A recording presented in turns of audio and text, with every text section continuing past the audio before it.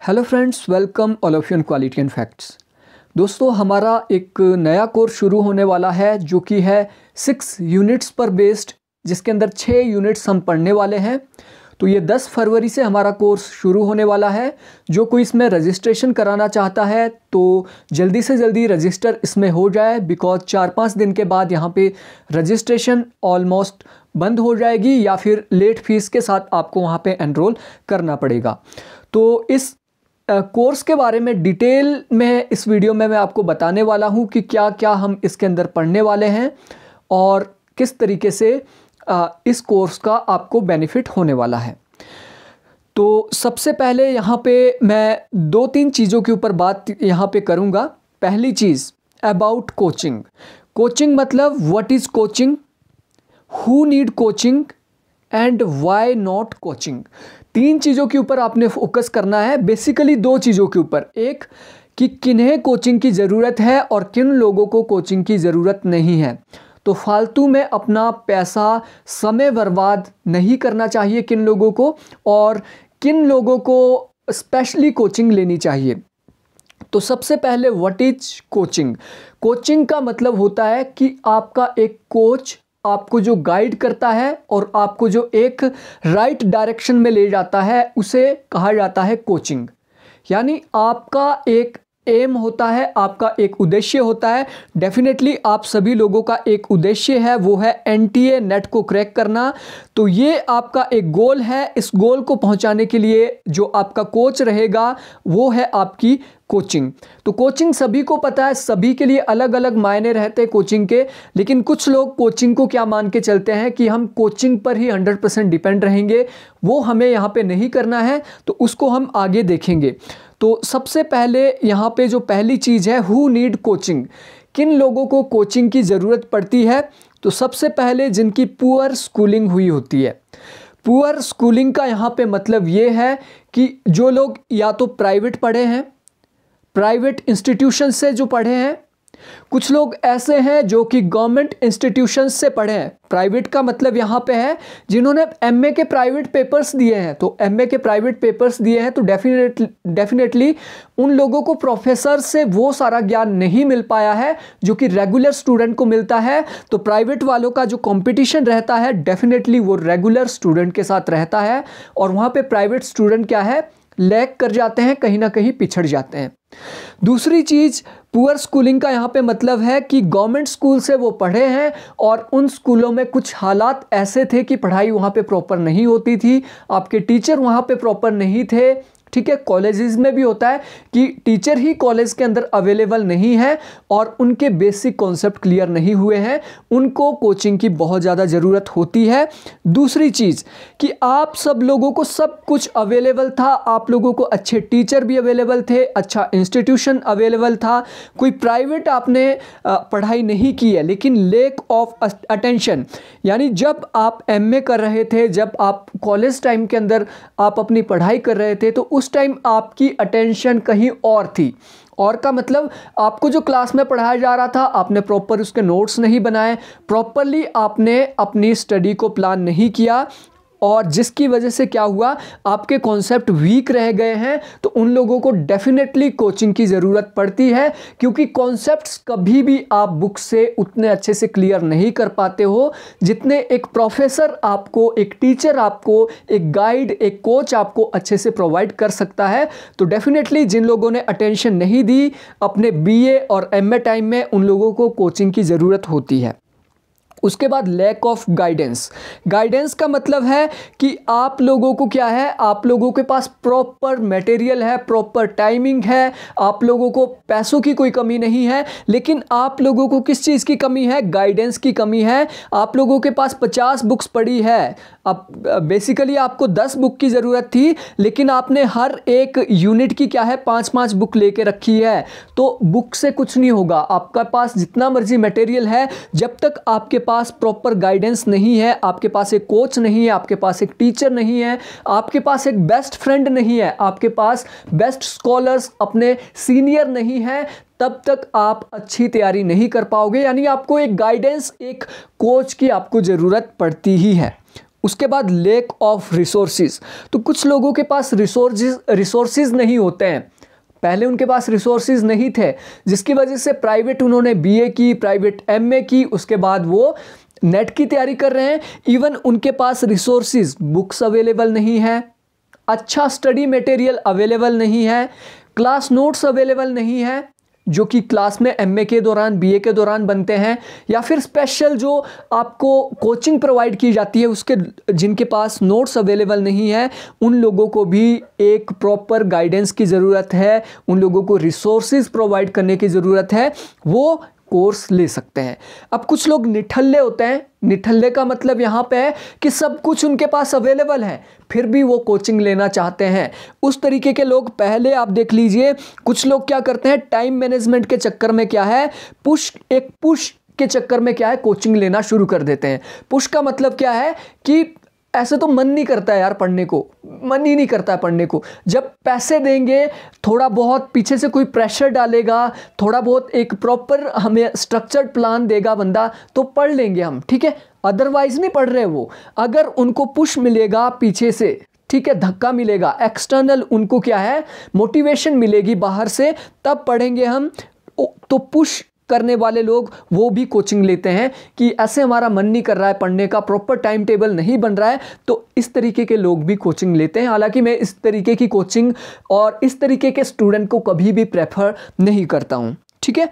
उसके बाद lazy people यानी एक आपने क्या है, कॉन्सेप्ट को पढ़ना है और एक कॉन्सेप्ट को क्लियर करने के लिए बेसिकली क्या है, आपको कम से कम पूरा दिन भी लग सकता है, 1 दिन भी लग सकता है, 2 दिन भी लग सकते हैं, 3 दिन भी लग सकते हैं, 1 बुक भी लग सकती है, 2 बुक से भी हो सकता है, 3 हो सकता है। कॉन्सेप्ट इतना टफ है कि आपको 5 बुक्स भी पढ़नी पड़े, आपको गूगल पे भी जाना पड़े। तो कुछ लोग क्या चाहते हैं कि हमें बिल्कुल भी मेहनत नहीं करनी है, पका पकाया हमें मिले और हम उसको खाए, तो वो होते हैं लेजी पीपल। मैं सभी लोगों को लेजी नहीं बोल रहा हूं, कुछ लोगों की जरूरत भी है जो मैंने आपको पहले बता दिया, लेकिन लेजी पीपल हमेशा कोचिंग लेते हैं जो मैंने देखा है। और इस तरीके के लोग हमेशा लाइफ में कोचिंग को ही हमेशा डिफेम करते हैं कि कोच में ही कुछ कमी थी, लेकिन ऐसा नहीं होता है। आपके अंदर अगर लेजीपन है तो मेरे हिसाब से आपको कभी भी कोचिंग नहीं लेनी चाहिए। उसके बाद 7th चीज है जो कि बहुत ही घातक है, वो है ट्रेंड बन गया है कि कोचिंग लेनी ही लेनी है। अब मैं नहीं बोलता हूं कि आप बिना कोचिंग के कभी नेट जेआरएफ नहीं कर सकते हैं, डेफिनेटली आप बिना कोचिंग के भी नेट जेआरएफ कर सकते हैं, वो मैं आगे बताऊंगा कि किन्हें कोचिंग की ज़रूरत नहीं है। तो ट्रेंड बन गया है, जैसा ट्रेंड बनता है कि प्राइवेट स्कूल में बच्चों को भेजते हैं, प्राइवेट स्कूल के बाद क्या है, जैसे घर आएंगे, खाना खाएंगे, 4 बजे चलो जी ट्यूशन, 4 से 6 बजे तक ट्यूशन। तो एक तरीके का ट्रेंड बन गया है कोचिंग का। तो ये हालांकि मेरे हिसाब से बहुत गलत है, क्योंकि बच्चे की अपनी मेंटल कैपेसिटी होती है, तो आपने ट्रेंड के हिसाब से कभी नहीं चलना है किसी भी कोचिंग को लेने के लिए, ठीक है। उसके बाद है व्हाई नॉट कोचिंग, कि आपको क्यों कोचिंग नहीं लेनी चाहिए, क्या वो कारण है कि आपको कोचिंग नहीं लेनी चाहिए, ठीक है।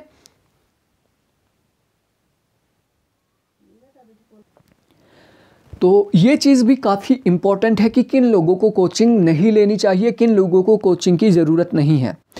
पहली चीज़ 100% डिपेंडेंस, जो 100% डिपेंड रहेंगे कोचिंग के ऊपर, मैं उनको कभी भी कोचिंग के लिए प्रेफर नहीं करूंगा। 100% का मतलब है, कुछ लोग मुझे बोलते हैं सर अगर हम आपका ये कोर्स ले लें तो क्या हमें बाहर से भी कुछ पढ़ना पड़ेगा। अरे भाई, आप 100% किसी के ऊपर भी डिपेंड नहीं रह सकते हैं, इवन अपने ऊपर भी आप 100% डिपेंड नहीं रह सकते हैं। आपको क्या है, कोचिंग का मतलब होता है एक डायरेक्शन, कोचिंग का मतलब होता है एक डायरेक्शन, एक दिशा, एक रास्ता। कोचिंग का मतलब एक रास्ता है जो कि आपको आपके गोल तक लेके जाएगा, ठीक है। तो रास्ते के लिए अगर मैं बोलूं कि आप मेरे ऊपर 100% डिपेंड रह रहे हो कि सर रास्ते के लिए आप खाना भी हमारा तैयार करेंगे, रास्ते के लिए कितना दूर का रास्ता है उसके लिए आप गाड़ी भी हमारे लिए ला के देंगे, उसके लिए जितने रिसोर्सेज पड़ते हैं, इवन हर चीज़ की फैसिलिटी आप प्रोवाइड कर दीजिए, तो आपने खुद क्या करना है, ठीक है, आपको क्या है, आपको एक गाइडेंस में दूंगा कि आपने इस तरीके से, ये है पॉलिटिकल थ्योरी। ठीक है, पॉलिटिकल थ्योरी के अंदर ये आपका आता है रियलिज्म का कॉन्सेप्ट। तो रियलिज्म का कॉन्सेप्ट बेसिकली ये है, इसके अंदर ये पॉइंट है, इसके साथ ये थिंकर जुड़े हैं, और इस तरीके से इसको पढ़ना है ताकि आपको एग्जाम में ये आए। तो आपको एक मैंने डायरेक्शन यहाँ पे रियलिज्म के बारे में दे दी है गोल तक पहुँचने के लिए, लेकिन आपको उसके साथ फर्दर भी तो पढ़ना पड़ेगा, क्योंकि मैं जो आपको बताऊंगा, हो सकता है मैं 5 बुक से 10 बुक से इतना अच्छा आपको बताऊं कि आपको और पढ़ने की ज़रूरत ना पड़े, लेकिन कुछ चीज़ें ऐसी भी तो होगी जो हमारी इससे बाहर रहेगी। तो डेफिनेटली जो 100% डिपेंड रहना चाहते हैं कोचिंग के ऊपर, उन लोगों को बिल्कुल भी कोचिंग नहीं लेनी चाहिए। जहाँ पे 100% डिपेंडेंसी होती है ना, 100% डिपेंडेंसी, जैसे इंडिया एक देश है, इंडिया अगर 100% डिपेंड रह जाए ना पाकिस्तान के ऊपर, तो पाकिस्तान क्या है, पाकिस्तान के भाव बढ़ जाएंगे, और पाकिस्तान क्या करेगा, पाकिस्तान क्या करेगा, डेफिनेटली यहाँ पे टॉर्चर शुरू कर देगा। ठीक है, और जिस दिन पाकिस्तान विड्रॉ हो गया, फॉर एग्जाम्पल मैं यहाँ से विड्रॉ कर गया, कुछ भी कारण हो सकता है, एक कारण नहीं मैं बोल सकता, हालांकि मैं नहीं करूँगा, परिस्थितियाँ कई तरीके की हो सकती है। फॉर एग्जाम्पल हमारा 60% कोर्स कंप्लीट हो गया, किसी कारणवश हमारा क्रैश हो जाती है एप्लीकेशन, तो क्या करोगे आप, 100% डिपेंडेंस। तो ये आपने कभी नहीं रखनी है। जो ये रखते हैं उनका सक्सेसफुल होने का रेशियो मैं बोलूँ तो 5% भी नहीं रहता है, इसलिए आपको दूसरे सोर्सेज भी देखने हैं। दूसरी चीज़, किन लोगों को ज़रूरत नहीं है कोचिंग की, वो है जिनका गुड एकेडमिक रिकॉर्ड होता है प्लस गाइडेंस जिनके पास होती है। गुड एकेडमिक रिकॉर्ड का क्या मतलब है, GAR का क्या मतलब है, गुड एकेडमिक रिकॉर्ड का मतलब है जिनके सारे के सारे कॉन्सेप्ट क्लियर है, बेसिक क्लियर है, और उनको फैक्ट्स याद रखने हैं, उनको सिलेबस के अनुसार अपने क्या है टॉपिक तैयार करने हैं, और उनके पास फॉर एग्जांपल उनके पिताजी कोई प्रोफेसर है, उनके भाई, बड़े भाई कोई स्कॉलर है, जिनका नेट JRF ऑलरेडी निकल चुका है, जो कि आपको प्रॉपर ट्रेन कर सकते हैं, तो आप लोगों को कभी भी गाइडेंस कोचिंग की ज़रूरत नहीं है। और ऐसे लोग जिन्होंने एक जगह से पहले कोचिंग ले रखी है और पूरे के पूरे टॉपिक जिन्होंने पहले पढ़ लिए हैं, और जो चाहते हैं कि एक से ज़्यादा यानी 2 कोचिंग इंस्टीट्यूशन से हमने कोचिंग लेनी है, तो मैं बोलूँगा ये आप लोगों के लिए व्यर्थ जाएगा। ऐसे लोग कभी भी कोचिंग ना लेनी है तो एक ही इंस्टीट्यूशन से आप कोचिंग लीजिए, एक ही इंसान से आप कोचिंग लीजिए। अगर 2 इंसानों से आप कोचिंग लोगे तो वो आपको बेनिफिट नहीं देगा। कुछ लोग क्या करते हैं, 3-3, 4-4 आप बोल सकते हैं सोर्सेस से कोचिंग ले रहे हैं एक टाइम में। एक गाय होती है ना, गाय का आपने एग्जांपल देखा है, गाय क्या होती है, गाय एक बार खाती है और बार बार उसका जुगाली करती रहती है। देखी होगी गाय आपने, गाय ने क्या ये घास खा लिया, घास खाने के बाद क्या है वो पूरी रात जुगाली करती रहती है और अच्छा उसका पाचन क्रिया हो जाती है। तो मैं आपको क्या बोलूँ, आप 2 इंस्टीट्यूशन से कोचिंग लेने से अच्छा है एक इंस्टीट्यूशन से आप कोचिंग लीजिए और जुगाली उसके कीजिए। जुगाली का मतलब बार बार रिवीजन कीजिए ताकि अच्छे से वो पच जाए। ठीक है, ऐसा नहीं कि आपने 4 जगह से कोचिंग ली, इधर वाला बंदा आपको उधर जाने के लिए बोल रहा है, उधर वाला बोल रहा है कि आप इधर जाओ, चारों दिशाओं में आप भटक जाओगे और कभी भी आप अच्छे गोल पे नहीं पहुंचोगे, क्योंकि सभी की कोचिंग अलग अलग होती है, सभी के रास्ते अलग अलग होते हैं, जैसे अप्रोचेज होती है ना अलग अलग। ठीक है, एक मार्क्सिज्म की अप्रोच है, एक लिबरलिज्म की अप्रोच है और एक रियलिज्म की अप्रोच है। हालांकि सभी चाहते क्या है, विश्व में शांति स्थापित करना चाहते हैं, शोषण को खत्म करना चाहते हैं, लेकिन तरीके सबके अलग अलग हैं। और अगर आप कभी मार्क्सिज्म और लिबरलिज्म को एक साथ करके शोषण को ख़त्म करना चाहोगे तो वो कभी पॉसिबल नहीं है। तो मैं आपको यही गाइडेंस दूंगा कि कभी भी एक से ज़्यादा कोचिंग आप ना लीजिए। अगर आपने पहले कोचिंग ली है तो डेफिनेटली उस कोचिंग को आप फॉलो कीजिए और अपनी सेल्फ स्टडी के द्वारा अपने गोल को अचीव कीजिए अगर आप अभी उसमें रह गए हैं। उसके बाद उन लोगों को बिल्कुल भी कोचिंग नहीं लेनी चाहिए जो विदाउट मोटिवेशन या आउटर मोटिवेशन से क्या है काम करते हैं। विदाउट मोटिवेशन का मतलब यहाँ पे है आउटर मोटिवेशन। आउटर मोटिवेशन कि एक कोचिंग इंस्टीट्यूशन में जाएंगे, वहाँ पे आपका एक प्रोफेसर होगा, आपका एक टीचर होगा, वो आपको भाषण देगा, बच्चों ये करना है, ऐसे करना है, ऐसे करोगे तो ऐसा होगा, अच्छा हो जाएगा। तो 5 मिनट के लिए तो आप मोटिवेट हो जाओगे कि हाँ मैं कर सकता हूँ, लेकिन उसके बाद वही, ठीक है। तो आपको इनर मोटिवेशन आपके अंदर होनी चाहिए कि हाँ मुझे करना है। आप घर में पढ़ोगे, बेसिकली होता क्या है, जब कोचिंग में आप जाते हैं तो आपने पहले खुद पढ़ा, सेल्फ स्टडी की, जो आपको पता नहीं लगा वही टीचर से पूछना है, ठीक है। आप टीचर से पूछने लगे सर 2 और 2 कितना होता है, ठीक है, तो टीचर बोलेगा 4 होता है। फिर बोलेंगे 2 और 3 कितना होता है, टीचर बोलेगा 5 होता है। अरे भाई ये चीज़ें आपने नहीं पूछनी है, आपको जो पता नहीं है उन चीज़ों के ऊपर आपने फोकस करना होता है कोचिंग इंस्टीट्यूशन में, ठीक है। तो अब देखते हैं आफ्टर दिस कोर्स, जैसे हमारा ये कोर्स कंप्लीट हो जाएगा उसके बाद आपका क्या क्या स्कोप आपका बन जाएगा, आप क्या क्या कर सकते हैं। तो सबसे पहली चीज़, you will be able to identify your way and गोल।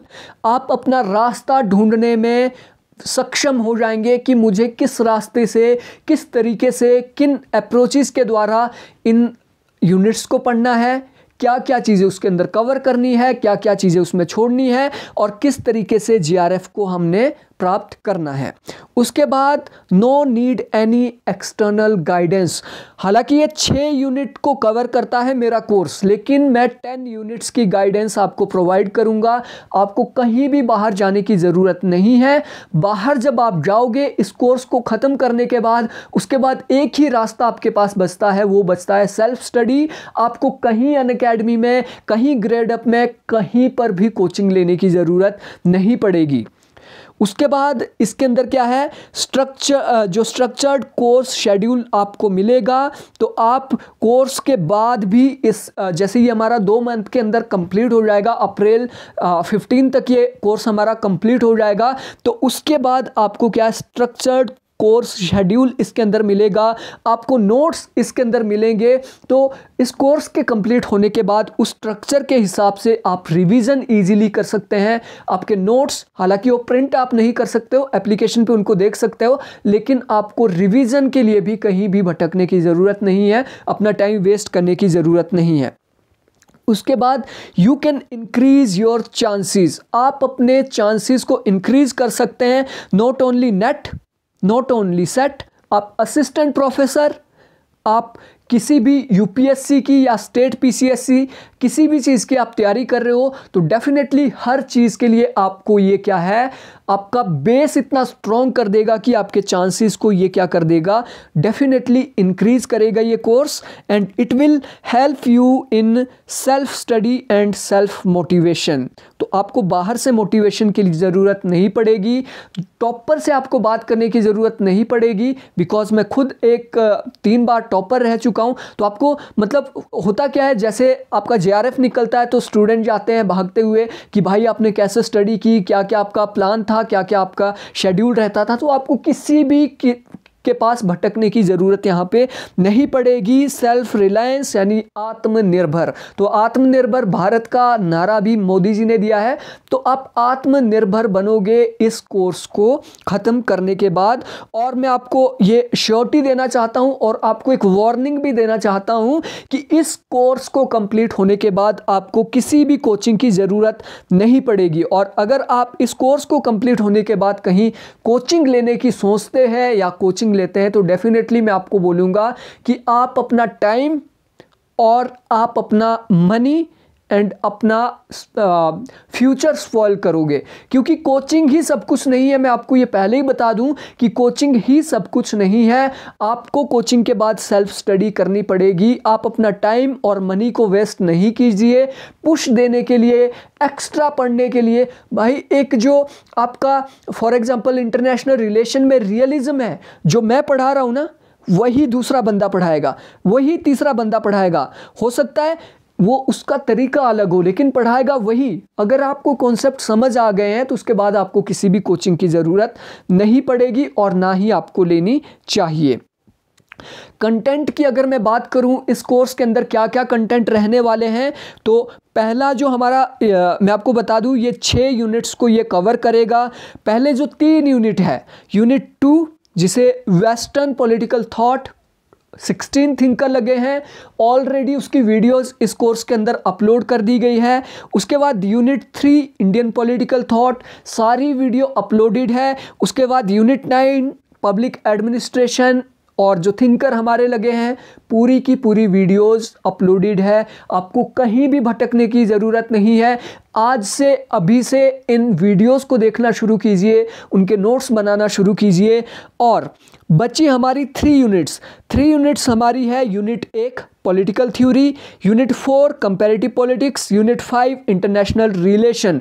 क्योंकि इसके अंदर थ्योरीज है इन 3 यूनिट्स के अंदर, तो ये 3 यूनिट्स हमारी जल्दी से जल्दी शुरू होने वाली है। और पहली यूनिट कौन सी रहेगी उसके ऊपर आगे बात करेंगे, लेकिन सबसे पहले 4 यूनिट जो मैंने इसमें छोड़ी है, ये 4 यूनिट्स ऐसी यूनिट है जो इंडियन पॉलिटिकल सिस्टम के ऊपर आधारित है।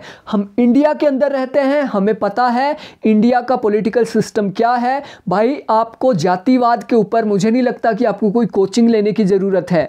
मुझे नहीं लगता आपको मौलिक अधिकार के ऊपर कोई कोचिंग लेने की ज़रूरत है। यूनिट 6 इंडियन पॉलिटी, आपको लगता है कि आपको मौलिक कर्तव्यों, मौलिक अधिकार हमारे हैं, प्रेसिडेंट हमारे हैं, प्राइम मिनिस्टर हमारे हैं, यानी पॉलिटिकल इंस्टीट्यूशंस के ऊपर कोचिंग लेने की ज़रूरत है? बिल्कुल नहीं। आप एम लक्ष्मीकांत पढ़िए, आप अल्फाड़िया पढ़िए, आप UR घई पढ़िए, जो भी बुक आपने पढ़नी आप पढ़ लीजिए, और इसके लिए किसी भी कोचिंग की आपको ज़रूरत नहीं है। हालांकि आपको मोटिवेशन की ज़रूरत है, गाइडेंस की ज़रूरत है, वो मैं आपको प्रोवाइड लाइव सेशंस के अंदर करता रहूँगा। यूनिट 7 ये पॉलिटिकल प्रोसेस इन इंडिया से रिलेटेड है, ठीक है। पॉलिटिकल प्रोसेस इन इंडिया 7 और 8 आप इसको मान के चलिए। ये पॉलिटिकल प्रोसेस इंडिया के अंदर किस तरीके की है उसके बारे में सारा का सारा है। 7 तो 6 I think Indian foreign policy है, 7th आपका इंडियन पॉलिटी, 8th आपका पॉलिटिकल प्रोसेस इन इंडिया। तो ये यहाँ पे कवर हो जाएगा। और यूनिट 10 के बारे में आपको बता दूं, गवर्नेंस एंड पब्लिक पॉलिसी के बारे में ये है। तो गवर्नेंस के बारे में जितने भी आपका टॉपिक लगा है उसके बारे में आपको एक प्रॉपर गाइडेंस में दूंगा। आपको ऑफिशियल गवर्नमेंट की वेबसाइट्स है, वहाँ से आपको बहुत से ऐसे लॉज, बहुत से ऐसे इंस्टीट्यूशन, जैसे ह्यूमन राइट्स के बारे में वहाँ पे मिलेगा, RTI के बारे में वहाँ पे मिलेगा, लोकपाल के बारे में। तो वो गवर्नमेंटल जो वेबसाइट्स है, कुछ ऐसे डॉक्यूमेंट आपको मैं प्रोवाइड करूँगा जिससे आपका ये पूरी की पूरी यूनिट 10th यूनिट कवर हो जाएगी। तो ये आपका जो कंटेंट इस कोर्स के अंदर रहने वाला है, ये सारा का सारा। What are next steps with this course, यानी आपको इस कोर्स के साथ क्या करना है कि आपकी सक्सेस की रेशो बहुत ज़्यादा बढ़ जाए, ठीक है। तो आपको क्या करना है इस कोर्स के साथ साथ, अब देखिए कोर्स क्या है, दिन का 1 या 1.5 घंटे की आपको वीडियोस मिलेगी। तो उसको पढ़ने के लिए उसको बीच में आपको रोकना भी पड़ेगा। तो एक वीडियो को कवर करने के लिए दिन के आप 2 से 3 घंटे 2 to 3 आवर्स 2 से 3 घंटे आपको वीडियो के लिए देने हैं। आपके पास बचे अभी वापस, अगर आप 8 आवर्स स्टडी करते हैं तो आपके पास 5 घंटे बचते हैं। तो 5 घंटे में मस्तियाँ थोड़ी मारनी है, कुछ और भी तो करना है। तो ये जो 5 घंटे बचते हैं उसके अंदर आपने सेल्फ स्टडी करनी है। आपको डेली मॉक टेस्ट प्रोवाइड किए जाएंगे। हालांकि इस कोर्स के अंदर वो नहीं है, जैसा RPSC का कोर्स मैंने लॉन्च किया है वैसे ही UGC नेट के लिए, NTA नेट के लिए मैं एक मॉक टेस्ट का कोर्स लॉन्च करने वाला हूं डेली, जिसके अंदर आपको 100 क्वेश्चंस मिलेंगे। डेली आपको 100 क्वेश्चन मिलेंगे और जब तक आपका एग्जाम नहीं हो जाता है तो डेली आपको एक मॉक टेस्ट प्रोवाइड किया जाएगा। तो वो कोर्स अलग से है, उसको जल्दी से जल्दी मैं लॉन्च करने की कोशिश करूंगा। तो आपको प्रैक्टिस करनी है उस मॉक टेस्ट के थ्रू। आपको साथ ही साथ ये जो आपके 5 घंटे बचते हैं, 5 में से 2 घंटे आप मैनेज करके रखिए कि पेपर 1 के लिए आपको देने हैं। पेपर 1 की स्ट्रेटेजी आपके सामने मैं लेके आऊँगा, ठीक है। और इसके साथ आपको रिलैक्सेशन भी करनी है। ऐसा नहीं है कि आप दौड़ रहे हैं, ठीक है। दौड़ना ही सब कुछ नहीं, आपको रिलैक्स भी होना पड़ेगा। जितने आप रिलैक्स होंगे उतनी आपकी रफ्तार बढ़ेगी। अगर आप दौड़ते ही रहोगे, आप दिन के 10 किलोमीटर दौड़ गए हो, पहले 10 किलोमीटर में आपकी स्पीड थी 10 किलोमीटर पर आवर, अब आप 15 किलोमीटर नॉन स्टॉप दौड़ रहे हैं तो आपकी जो स्पीड रहेगी वो 5 किलोमीटर पर आवर। यानी आपको क्या करना है, 1 किलोमीटर आप दौड़े और 5 मिनट रेस्ट, 1 किलोमीटर दौड़े 5 मिनट रेस्ट, यानी आधे आधे घंटे का अपना टाइम शेड्यूल बना दीजिए। 30 मिनट्स आपने पढ़ा, 5 मिनट का रेस्ट, 30 मिनट्स आपने पढ़ा, 5 मिनट का रेस्ट। और मैं कभी भी ये नहीं बोलता हूँ कि आपको 16-16 घंटे पढ़ना है। मैं खुद 4 से 5 घंटे पढ़ता था। एग्ज़ाम के दौरान जब मेरे एग्ज़ाम होते थे तो लास्ट के जो 90 डेज़ होते थे, 90 डेज़ में से 60 डेज़ मेरे पढ़ाई के डेज़ हैं। 90 में से मेरे 60 दिन ऐसे होते थे जहाँ पे मैं एक्सीलरेट करता था और 6 से 8 घंटे में पढ़ता था, 6 से 8 घंटे, इससे ज़्यादा बिल्कुल भी नहीं। लेकिन ये 60 दिन, लास्ट के 30 डेज़ डेफिनेटली प्रैक्टिस के लिए, रिवीजन के लिए मैं रखता था, उसके अंदर कुछ भी मैं नया नहीं पढ़ता था। तो आपको रिलैक्सेशन की भी ज़रूरत है। और एक चीज़ मोस्ट इम्पॉर्टेंट है, आज हम रियलिज़म पढ़ रहे हैं, आज हम रियलिज़म पढ़ रहे हैं तो टॉपिक रीडिंग आपको करनी है कि रियलिज़म जो मैंने आपको पढ़ाया, रियलिज़म को पढ़ने के बाद अपनी बुक खोलिए। आपके पास हो सकता है UR घई की बुक हो, इंटरनेशनल रिलेशन की, BL फाड़िया की हो सकती है, आपके पास महेंद्र कुमार है, OP गाबा है, एनीथिंग, कोई भी बुक आपके पास है। तो आपको जो आज रियलिज़म पढ़ाया है उसका टॉपिक रीडिंग, यानी बुक के अंदर उस टॉपिक को आपने ज़रूर एक बार पढ़ना है। उससे होगा क्या, जो मैंने आपको बताया, मैंने आपको बहुत ही ईजी वे में आपको मैं बताऊंगा जो कि आपके कॉन्सेप्ट को क्लियर करेगा। लेकिन नेट के अंदर कभी भी ईजी नहीं आता है, मैं आपको बता दूं, नेट के अंदर कभी भी इजी नहीं आएगा। इसलिए आपको टफ बुक्स पढ़नी ही पड़ेगी ताकि जो मैंने पढ़ाया है एकदम से आप वहां पे कैच कर पाओ। तो ये था आपका पूरा का पूरा शेड्यूल कि आपने क्या करना है इस कोर्स के दौरान, क्या क्या हम इसमें कवर करने वाले हैं, ठीक है। और व्हाट विल बी सर्व्ड, इस कोर्स के अंदर क्या सर्व किया जाएगा। पहली चीज, माय माइंड, मेरे दिमाग को मैं अनफोल्ड कर दूंगा, जितना भी मुझे आता है, जितना भी मैंने पढ़ा है, सारा का सारा माइंड आपके सामने एक्सप्लोर कर दूंगा। उसके साथ मेरा जितना भी हार्ड वर्क है, एक टॉपिक को कवर करने के लिए 5-6 बुक जो मैंने पढ़ी है, तो नॉर्मली आप एक टॉपिक को कवर करने के लिए इतनी बुक नहीं पढ़ पाओगे क्योंकि आपके पास टाइम कम है। तो मेरा जो हार्ड वर्क है उसको भी आपको सर्व करने की मैं कोशिश करूंगा, मोटिवेशन और गाइडेंस आपको सर्व करने की मैं कोशिश करूंगा इस कोर्स के दौरान। तो जिन लोगों ने कोर्स ले लिया है उन लोगों को बहुत बहुत बधाई, क्योंकि 30% डिस्काउंट के साथ उन्होंने कोर्स लिया है, ठीक है। 50% डिस्काउंट भी कुछ लोगों को यहाँ पे मिला है। तो अभी भी यहाँ पे ऑफर अवेलेबल है 30% डिस्काउंट का, जो कि 10 फरवरी तक चलेगा।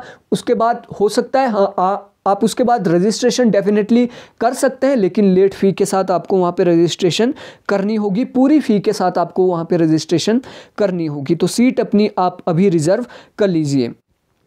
तो शेड्यूल का मैं आपको बता दूं कि ये जो कोर्स है ये एग्ज़ाम से 15 दिन पहले कंप्लीट हो जाएगा, पूरा का पूरा कोर्स, ठीक है। तो एग्ज़ाम से 15 डे पहले, यानी दिन की 2 वीडियो भी आपको प्रोवाइड कर सकता हूं। जहां मुझे ज़रूरत लगी कि आप लोग पीछे ना रह जाए, तो हो सकता है दिन की 1 वीडियो मैं प्रोवाइड करूं, हो सकता है दिन की 3 वीडियो प्रोवाइड करूं। तो वो मेरी टेंशन है, मैं आपको हर हाल में ये कोर्स कंप्लीट कराऊंगा, ठीक है।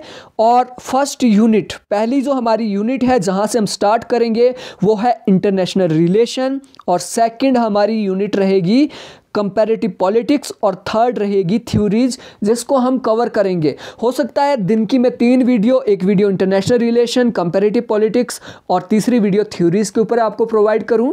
तो वो शेड्यूल के अनुसार मैं आपको आगे इसका पूरा शेड्यूल आपको मैं प्रोवाइड कर दूंगा। So thank you friends, thanks for watching. I hope आपके लिए ये कोर्स इतना यूज़फुल रहे कि आप इजीली अपना नेट सेट JRF तो क्वालिफाई कर ले, असिस्टेंट प्रोफेसर, या फिर आप कभी भी टीचिंग के लिए आगे जाएं तो आपको किसी भी कॉन्सेप्ट में कोई भी प्रॉब्लम नहीं आएगी। So thank you friends, thanks for watching.